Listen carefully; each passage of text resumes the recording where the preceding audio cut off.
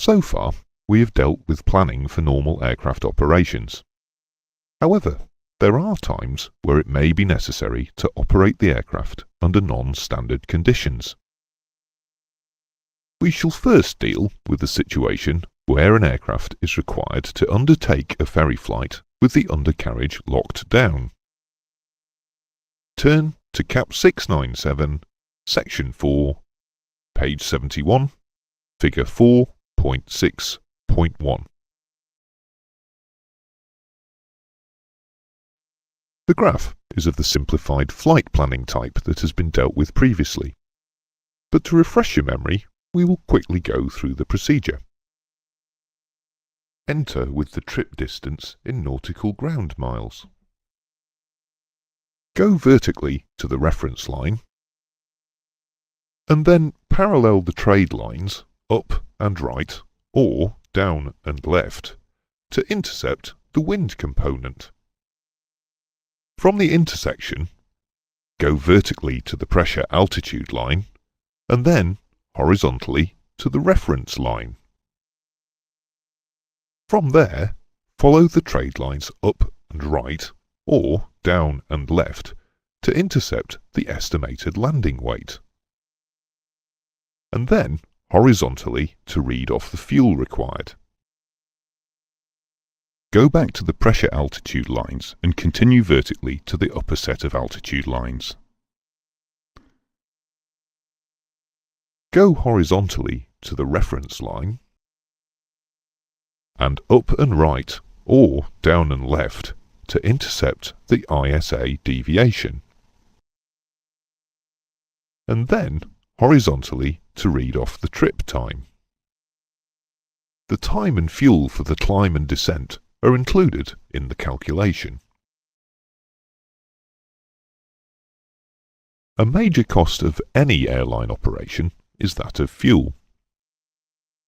If the fuel price at the destination airfield is significantly higher than at the departure airfield, it can be cost-effective to carry excess fuel from the departure airfield. Figure 4.8.1 on page 78 and Figure 4.8.2 on the following page allow us to calculate whether the carriage of extra fuel is beneficial.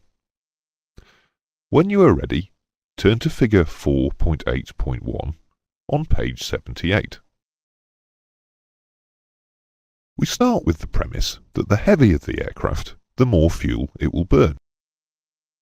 Figure 4.8.1 allows us to determine how much extra fuel is burned as a result of the excess weight, in both long-range cruise and at Mach 0.74 cruise. We will use the example given in the long-range cruise graph.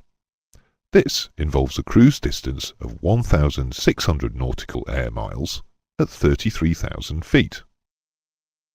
Enter the graph at the cruise trip distance of 1,600 nautical air miles and go horizontally to the cruise pressure altitude of 33,000 feet. From here, go vertically down to the reference line. Parallel the trade lines to intercept the landing weight without tankered fuel, which is estimated to be 95,000 pounds. Note that this graph, unlike all the previous ones, gives the weight in pounds, not kilograms.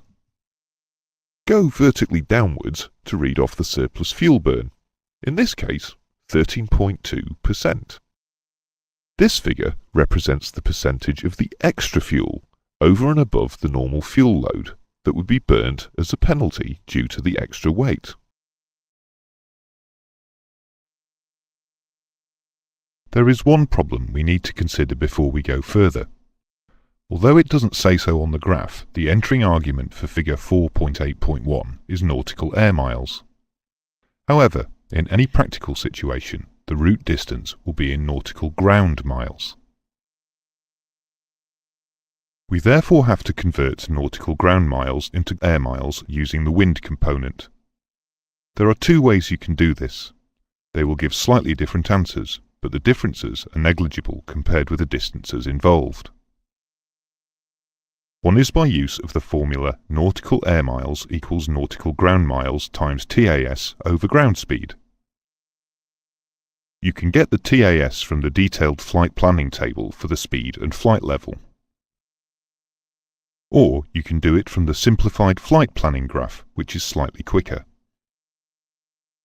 Enter with the nautical ground miles distance and go vertically to the wind component reference line. Go up and right or down and left as appropriate for the wind component. And then drop vertically back to the base again and read off the number. You have converted your nautical ground miles into nautical air miles.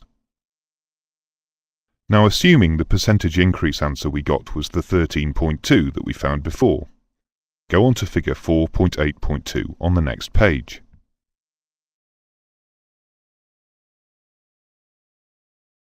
In our example trip, we have calculated that we would suffer a penalty of 13.2% of fuel burn due to the excess weight. Figure 4.8.2 allows us to determine if this is commercially viable.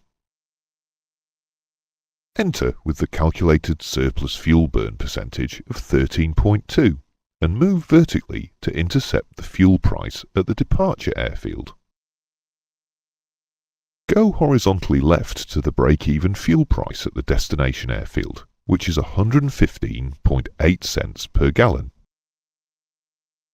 Therefore, we can deduce from this example that if the price of fuel at the destination is greater than 115.8 cents per gallon, it is commercially viable to carry extra fuel to offset the cost of the next sector. Let's summarize this lesson. We looked at undercarriage down ferry flight and found that the technique is identical to all other simplified fuel planning graphs. And we looked at the two fuel tankering graphs, which are easy to understand. However, don't forget that you may have to convert nautical ground miles into nautical air miles. That concludes this lesson and also our study of medium-range jet transport graphs. We'll go on to study the Jeppesen Student's Flight Planning Manual next.